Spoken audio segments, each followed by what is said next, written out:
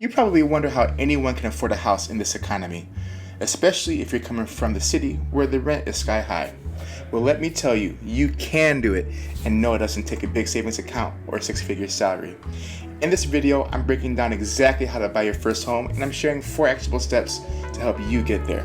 So grab a beverage of choice, take some notes, and let's dive into how you can turn your home ownership dream into reality. First things first, you've got to find the right loan program. Many first-time buyers think they need a 20% down payment, but that's just not true. There are several programs designed specifically for people with little or no savings, and here are a few to check out. FHA loans. These government-backed loans require as little as 3.5% down. If you got decent credit, this is a solid option. It has its advantages for a small down payment, but it does come with some potential barriers that may come up when making offers. It can also limit your potential buying pool.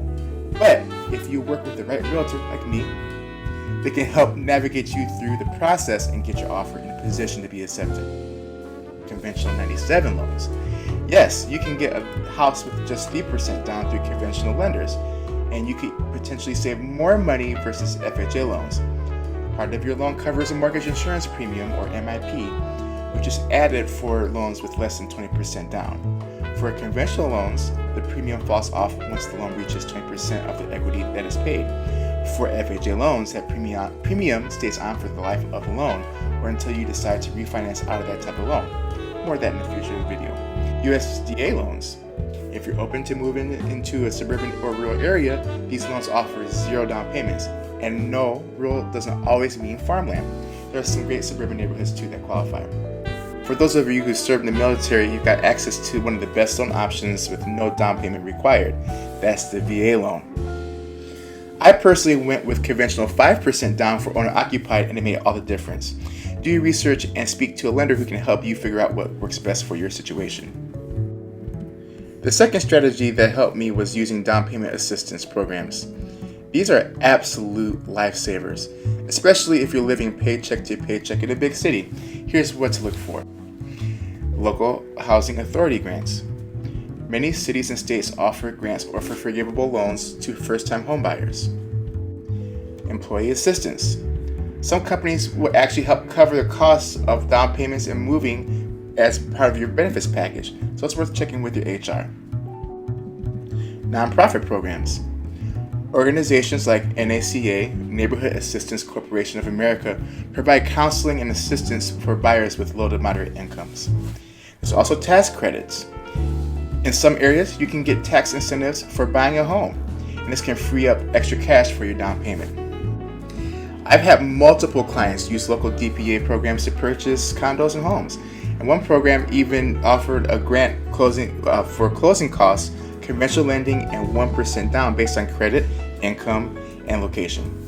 Many smaller community banks and credit unions offer special programs aimed at building certain communities. So you reach out to me to help connect you with the right lender that may be a good match for you. Next up, let's talk about getting that money together. Now, even if you're starting from zero, this is about 2 things. It's about budgeting smarter and finding creative ways to make extra cash. And here's what's worked. You automate your savings.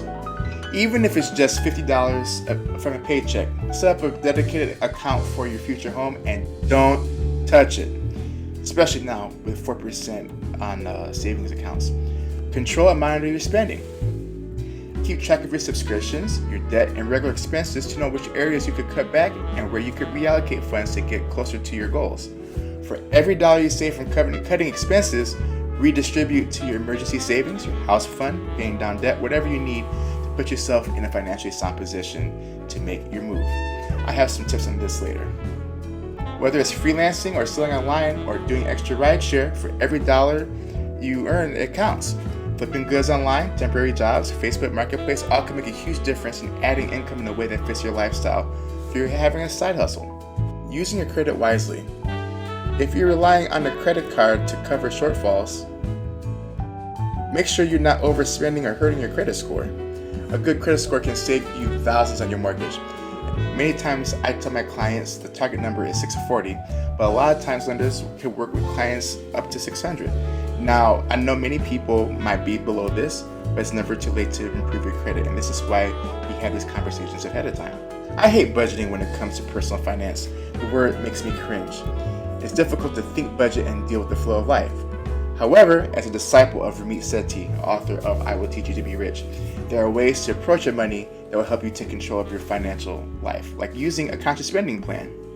So you might want to check that out and check out his podcast to get more information on how that works out. But I find it really effective in helping me get into a mindset of what it takes to really operate your life, not just with buying a house, but also with just running a business or running anything worth having, to be honest.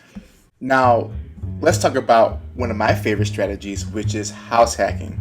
Now, if you're not familiar, it's basically using your home to generate income, and here's how you can do it. You buy yourself a duplex or triplex. You live in one unit and you rent out the others, and the rental income can cover your expenses like your mortgage or some of your living costs. You can Airbnb in space. Now this one I use personally, and this is where you make your home available for people to rent out or to stay in as an Airbnb guest. Now for my home, it's a 3-bedroom home. I make 2 of those bedrooms available for Airbnb and the rest of the house. And I keep one of those bedrooms for myself because every now and then I live there. When guests come in and use the house, I don't stay there. I stay somewhere else for that period of time. And this allows me to be able to offer basically a whole home and charge almost a whole home price, but give the guests almost a discount from having to get one of those huge homes. And also it gives you more space in a traditional room or space in that price point. So it's a win for the guests to be able to get cheap accommodations. It's a win for me to be able to make money when I'm not staying there.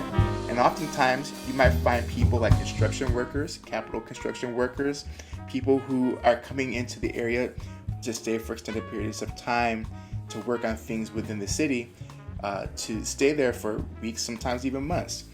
And for over half of the year, for the last 2 to 3 years, I've been able to cover my mortgage expenses with Airbnb income or any major expenses that come up in life. And it's actually proven to be a huge lifesaver for me in terms of having other people pay off equity in my property, but also to help me reallocate some of my earnings to other areas that I wanted to strengthen up on, like my savings, like investing certain areas that I know are important to my overall financial well-being.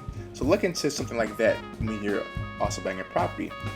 If you get someone to come in and pay for your bills, you'll know exactly how it feels. It feels great. Again, co-living with friends.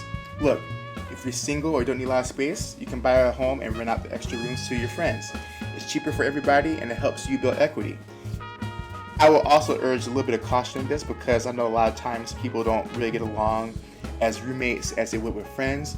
But again, we're adults here, and if you're really interested in saving yourself some money and looking at your future, overall future, having a trustworthy friend that could come in and live with you and pay rent, and you kind of give them a little bit of help by offering a little bit cheaper rent than what they would do at home or on their own, that could go a huge way towards helping build wealth for yourself too.